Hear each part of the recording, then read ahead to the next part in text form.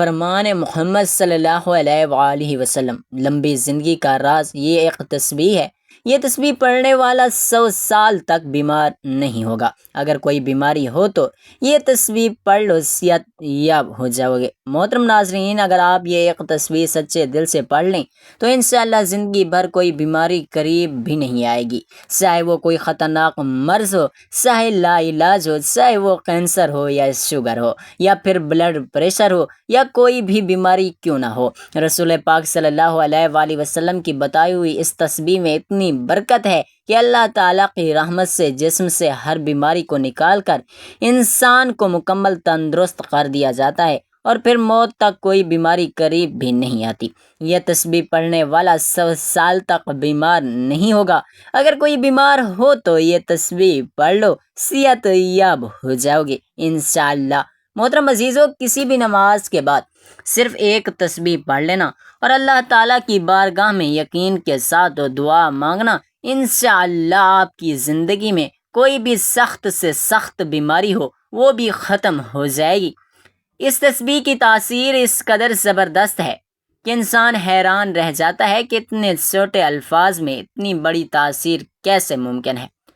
یہ کلمات بہت طاقتور ہیں، ان کو اپنی زندگی میں ایک بار ضرور پڑھ لیں تاکہ آپ پر اللہ تعالیٰ کی خاص رحمت نازل ہو جائے اور جسم سے ہر قسم کی بیماری کا خاتمہ ہو جائے۔ یہ کلمات انسان کو نہ صرف بیماریوں سے محفوظ رکھتی ہیں بلکہ دل کو سکون عطا کرتے ہیں، روح کو تازگی بخشتے ہیں۔ ان کلمات کو پڑھنے والا اللہ تعالیٰ کی شفا کا حقدار بن جاتا ہے، اور وہ بیماری جو انسان کو برسوں سے تنگ کر رہی ہوتی ہے وہ چند دنوں میں ختم ہو جاتی ہے۔ محترم عزیزو، جب ہم نبی پاک صلی اللہ علیہ وآلہ وسلم کے اوصاف کو پڑھتے ہیں تو ہمیں اپنی زندگی کا محاسبہ کرنا چاہیے کہ ہم کتنے خود غرض ہو چکے ہیں۔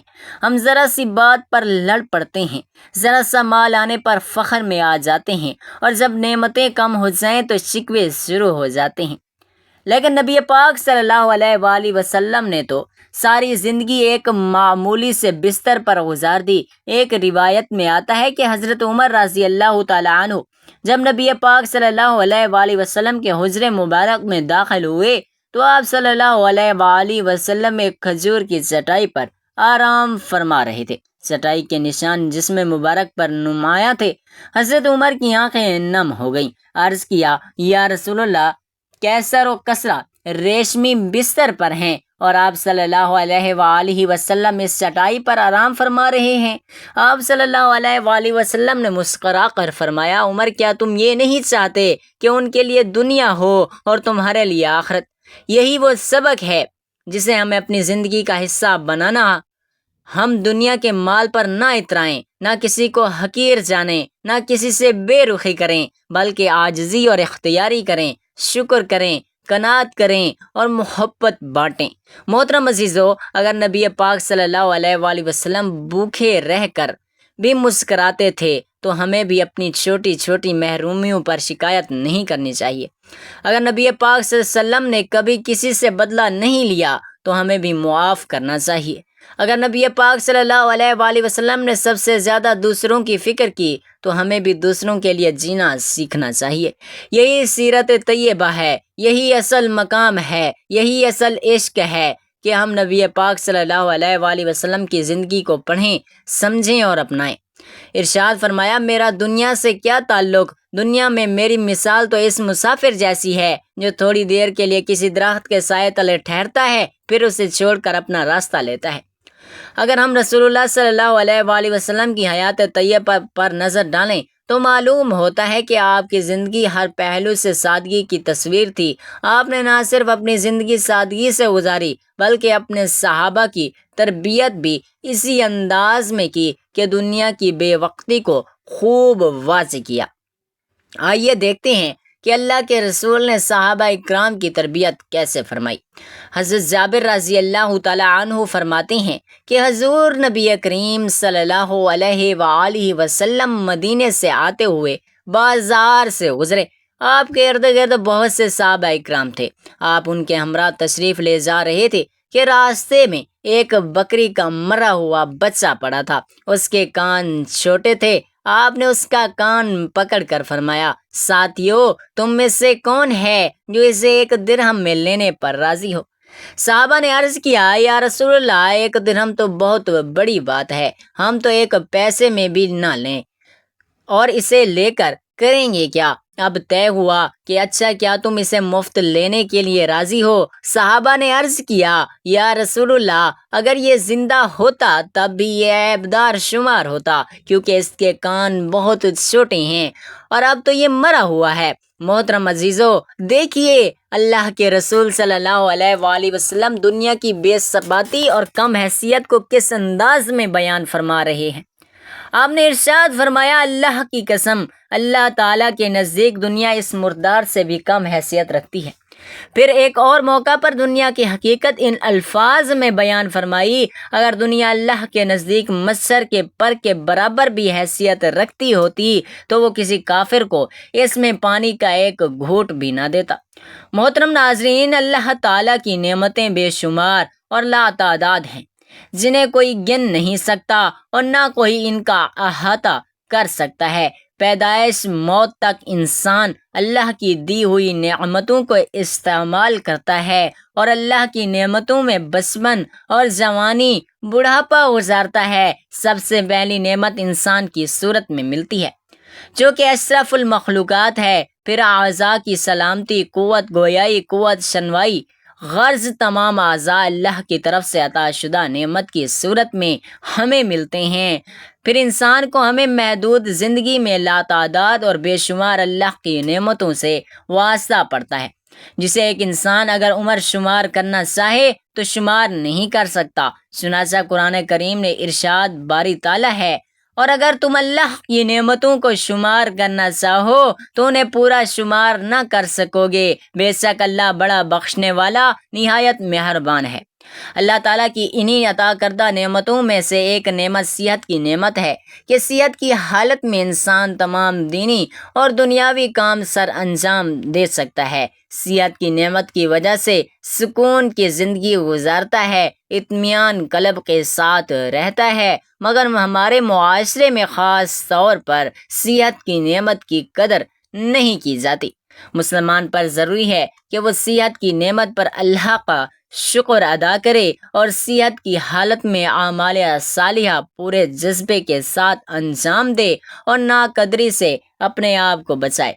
جیسا کہ نبی اکرم صلی اللہ علیہ وآلہ وسلم کا ارشاد ہے، عبداللہ بن عباس رضی اللہ تعالیٰ عنہ کہتے ہیں کہ نبی کریم صلی اللہ علیہ وآلہ وسلم نے ارشاد فرمایا، 2 نعمتیں ہیں جن میں اکثر لوگ خسارے اور گھاٹے میں ہیں، صحت اور فراغت۔ اس حدیث مبارکہ میں نبی اکرم صلی اللہ علیہ وآلہ وسلم نے جن 2 نعمتوں کے بارے میں ارشاد فرمایا کہ اکثر لوگ ان 2 نعمتوں کی ناقدری کرتے ہیں، وہ صحت کی نعمت ہے اور فرصت کی نعمت ہے۔ جیسا کہ عام طور پر دیکھا گیا ہے کہ اکثر لوگ فرصت کے اوقات فضولیات اور لغویات میں ضائع کر دیتے ہیں، اور فرصت کے اوقات میں اپنے آپ کو ایسے کاموں میں مشغول رکھتے ہیں کہ جن کاموں میں نہ دنیا کا کوئی فائدہ حاصل کر سکتے ہیں اور نہ ہی آخرت کا کوئی فائدہ حاصل کر سکتے ہیں۔ حدیث میں ہے کہ کوئی دین ایسا نہیں کہ جب وہ طلوع ہوتا ہو مگر یہ کہ وہ پکار پکار کر کہتا ہے کہ اے آدم کے بیٹے، میں ایک نوپید مخلوق ہوں، میں تیرے عمل پر شاہد ہوں، مجھ سے کچھ حاصل کرنا ہو تو کر لے، میں قیامت تک لوٹ کر نہیں آؤں گا۔ دوسری حدیث میں ہے، حضور اکرم صلی اللہ علیہ وآلہ وسلم کا ارشاد ہے، آدمی کی اسلام کی خوبی یہ ہے کہ لا یعنی کو چھوڑ دے۔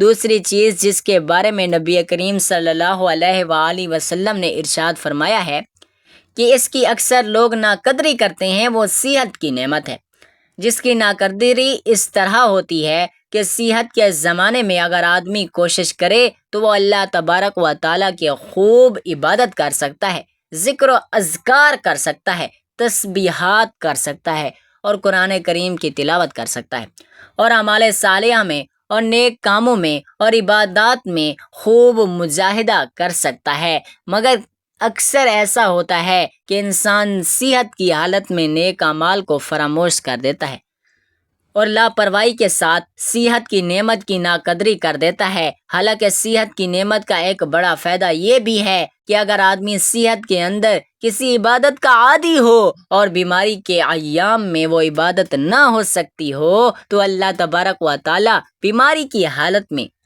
اسی عبادت کا ثواب عطا فرماتا ہے۔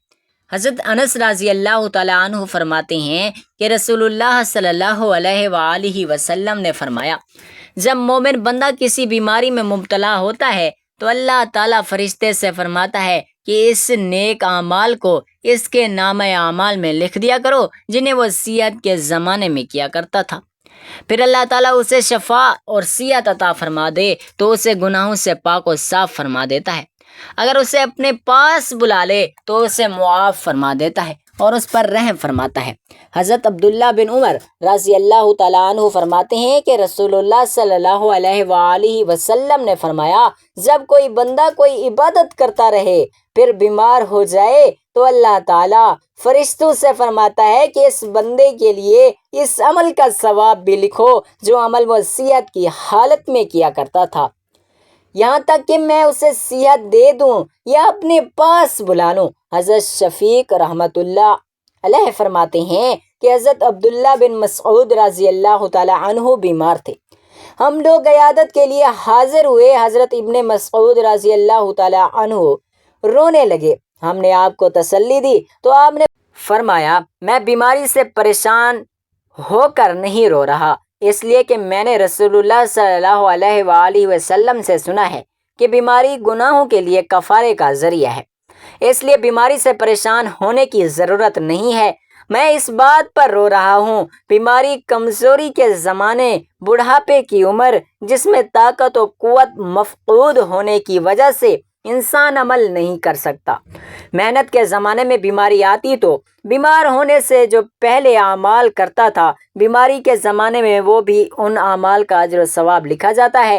اس بات پر رو رہا ہوں، اس لیے ہمیں چاہیے کہ ہم اللہ تبارک و تعالیٰ کی طرف سے عطا کردہ عظیم نعمت صحت کی قدر کریں اور صحت میں خوب عبادت کریں تاکہ ہمیں آزمائش اور بیماری کے ایام میں بھی اس عبادت کا ثواب ملتا رہے، اور صحت کی نعمت کو بیماری سے قبل غنیمت جانیں، جیسا کہ حدیث میں آتا ہے کہ عمر بن معمون عودی رحمۃ اللہ علیہ بیان کرتے ہیں کہ رسول اللہ صلی اللہ علیہ وآلہ وسلم نے ایک آدمی کو نصیحت کرتے ہوئے فرمایا، پانچ چیزوں سے پہلے غنیمت سمجھو، اپنی جوانی کو اپنے بڑھاپے سے پہلے، اپنی صحت کو اپنی مرض سے پہلے، اپنے مالدار ہونے کو اپنی محتاجی سے پہلے، اپنی فراغت کو اپنی مصروفیت سے پہلے، اور اپنی زندگی کو اپنی موت سے پہلے۔ اللہ تعالی ہم سب کو صحت کی نعمت کی قدر کی توفیق عطا فرمائے، آمین۔ بیماری سے انسان کے گناہ معاف ہو جاتے ہیں اور اس کے ذریعے انسان کو اللہ تعالی بہت بڑا اجر عطا فرماتے ہیں، بشرط یہ وہ اس پر صبر کرے، ناشکری اور واویلا نہ کرے۔ مزید یہ کہ اس کے احسانات میں سے ایک احسان یہ بھی ہے کہ بیمار آدمی کو بیماری کی حالت میں ان اعمال جن کو وہ تندرستی کی حالت میں کیا کرتا تھا کا اجر کیے بغیر ملتا رہتا ہے۔ بیماری اللہ کی طرف سے آتی ہے اور اس سے شفا بھی اللہ ہی دیتا ہے، جیسا کہ قرآن پاک میں ارشاد کہ جب میں بیمار ہوتا ہوں وہ اللہ ہی مجھے شفا دیتا ہے۔ بیماریوں کے علاج کے لیے مختلف طریقہ، ہر علاج مستعمل ہے، انسان بیماری پہ قابو پانے کے لیے ہر وقت کوشاں رہتا ہے، اس لیے نت نئی دوائیں استعمال کرتا ہے، لیکن شفاعت صرف اسی وقت ملتی ہے جب اللہ کی طرف سے منظور ہو۔ رسول پاک صلی اللہ علیہ وآلہ وسلم کا ارشاد ہے، ہر بیماری کے علاج کے لیے دوا ہے، اور جب دوا کے اثرات بیماری کی ماہیت کے مطابق ہوتے ہیں تو اس وقت اللہ کے حکم سے مریض کو شفا ہو جاتی ہے، یعنی بیماری کا علاج کرنا سنت نبوی ہے۔ سر درد کے لیے مختلف ادویات کا استعمال کیا جاتا ہے جن کے استعمال سے معدے کا السر یا اس کے پھٹنے سے موت بھی واقع ہو سکتی ہے۔ اس وجہ سے ضروری ہے کہ بیماری ہونے کی صورت میں ڈاکٹر کے مشورے سے دوا ضرور لیں، مگر اللہ سے شفا کی دعا کرنا نہ بھولیں۔ دوائیں صرف ایک ذریعہ ہے، حقیقی شفاعت صرف اور صرف اللہ کے اختیار میں ہے۔ دوا سے زیادہ فائدہ دعا سے ہوتا ہے، اور بعض پیچیدہ بیماریوں میں جہاں دوائیں کوئی اثر نہیں کرتیں، صدقہ دل سے کی ہوئی دعا ایسا اثر دکھاتی ہے کہ مہینوں کی تکلیف دنوں میں دور ہو جاتی ہے۔ مریض اور معالج دونوں کا دھیان اللہ کی طرف ہو جائے تو سونے پہ سہاگا والی بات ہے۔ دوا لینے سے پہلے مریض یہ خیال کرے کہ دوا صرف ضرورت کے درجے میں اور سنت نبوی سمجھ کر لے رہا ہو، لیکن شفا صرف اور صرف اللہ کے اختیار میں ہے۔ اللہ تعالیٰ ضرور مہربانی فرمائیں گے اور بیماری سے اس کی رحمت کے باعث نجات ملے گی۔ محترم ناظرین، رسول پاک صلی اللہ علیہ وآلہ وسلم کا ارشاد ہے کہ صدقہ بلا کو ٹالتا ہے۔ بیماری ایک بلا کی صورت میں نازل ہوتی ہے اور اس بلا کو ٹالنے کے لیے علاج کی صورت میں مختلف ہیلے بہانے کیے جاتے ہیں۔ علاج کرنا اور صحیح طریقے سے علاج کرنا سنت نبی صلی اللہ علیہ وآلہ وسلم ہے، کیونکہ رسول اللہ صلی اللہ علیہ وآلہ وسلم نے ارشاد فرمایا کہ ہر بیماری کا علاج موجود ہے۔ علاج کے ساتھ ساتھ یہ بھی ضروری ہے کہ مکمل شفا کے لیے اللہ تعالیٰ کے حضور چھپ کر عاجزی سے دعا کی جائے، اس کی رحمت طلب کی جائے اور بیماری سے نجات کی التجا کی جائے۔ صدقہ واقعی بلاؤں کو ٹالتا ہے اور آدمی کو ناگہانی حادثات، تکالیف اور بیماریوں سے نجات دلاتا ہے۔ روزانہ صدقے کی عادت ڈالیں، چاہے 1 روپیہ ہی کیوں نہ ہو۔ بیماری اور حادثات سے بچنے کا یہ آزمودہ نسخہ ہے۔ روزانہ صدقے کی بدولت اللہ تعالیٰ کی رحمت متوجہ رہتی ہے اور اس کی وجہ سے آدمی محفوظ رہتا ہے۔ محترم ناظرین، جان لیجئے یہ کلمات بہت بابرکت ہیں، بالکل اسی طرح جیسے یہ دن برکت والے ہیں اور رحمت والے ہیں۔ اللہ پاک نے ان کلمات میں بہت زیادہ شفا رکھی ہے۔ جو بھی شخص کسی ایسی بیماری میں مبتلا ہو جس کا وہ بار بار علاج کروا کر تھک چکا ہو اور اب بھی اسے شفا نہ مل رہی ہو، وہ ان کلمات کو ضرور اپنائے۔ انشاءاللہ اللہ پاک اسے ہر بیماری سے نجات عطا فرمائے گا۔ اور اول و آخر 3 مرتبہ درود پاک پڑھنا ہے۔ 1 مرتبہ درود پاک ثواب کی نیت سے میرے ساتھ بھی پڑھیے۔ اللہم صلی علی محمد وعلی آل محمد کما صلیت علی ابراہیم وعلی آل ابراہیم انک حمید مجید۔ اللہم بارک علی محمد وعلی آل محمد کما بارکت علی ابراہیم وعلی آل ابراہیم انک حمید مجید۔ اور اس کے بعد تعوذ و تسمیہ، یعنی اعوذ باللہ من الشیطان الرجیم، بسم اللہ الرحمن الرحیم بھی پڑھ لینا ہے۔ اس کے بعد لا الہ الا انت سبحانک انی کنت من الظالمین، لا الہ الا انت سبحانک انی کنت من الظالمین، اس کی ایک تسبیح کرنی ہے۔ اس کے بعد پہلا کلمہ لا الہ الا اللہ محمد الرسول اللہ، اس کی بھی ایک تسبیح پڑھنی ہے۔ جب یہ تسبیح مکمل ہو جائے تو آخر میں دوبارہ اتنی ہی مرتبہ درود پاک پڑھ لینا ہے جتنی بار آپ نے ابتدا میں پڑھا تھا۔ محترم عزیزو، یہ بھی سخت سے سخت بیماری ہو، لا علاج مسئلہ ہو، کوئی ایسی پریشانی ہو جو حل ہونے کا نام نہ لے رہی ہو، تو یہ عمل ضرور کریں۔ انشاءاللہ اللہ پاک آپ کو ان کلمات کی برکت سے فوری شفا عطا فرمائے گا، آپ کے دل کو سکون ملے گا۔ انشاءاللہ اس عمل کی برکت سے آپ شفا یاب ہو جائیں گے۔ ناظرین، اللہ والوں، آج کا یہ وظیفہ اور عمل آپ کو بتایا گیا ہے، یہ صرف بیماریوں سے شفا کے لیے نہیں بلکہ زندگی کے ہر پہلو میں اللہ پاک کی خاص انعامات کو حاصل کرنے کا ایک ذریعہ ہے۔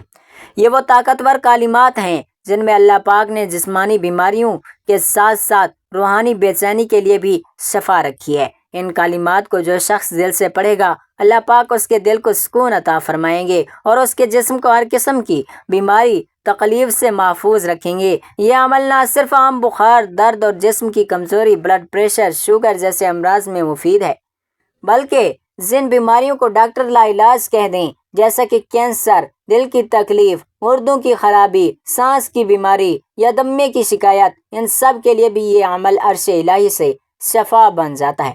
اللہ پاک کے فضل سے یہ کلمات پڑھنے والے کو ایسی طاقت ملتی ہے کہ وہ بیماریوں کا مقابلہ صبر اور حوصلے سے کرتا ہے اور اللہ پاک جلد شفا یاب فرما دیتا ہے۔ یہ عمل صرف بیماریوں تک محدود نہیں بلکہ اس کی برکت سے رزق میں کشادگی آتی ہے۔ جو لوگ قرضوں میں ڈوبے ہیں، جو رزق کی تنگی کا شکار ہوتے ہیں، جو چاہتے ہیں کہ ان کے گھر میں خیر و برکت ہو، تو وہ اس عمل کو اپنی زندگی کا حصہ بنا لیں۔ انشاءاللہ گھر میں خوشحالی آ جائے گی، میاں بیوی میں محبت پیدا ہوگی، اولاد فرما بردار بن جائے گی، گھر جنت کا باغ بن جائے گا۔ جو شخص یہ کلمات پڑھے گا اس کے رزق کے دروازے کھلیں گے، کاروبار میں ترقی ہوگی، بے برکتی ختم ہوگی، دل کو روحانی سکون حاصل ہوگا جو مال و دولت سے نہیں ملتا۔ ان کلمات کو پڑھنے سے دل مضبوط ہوتا ہے، ہر قسم کے وسوسوں سے، خوف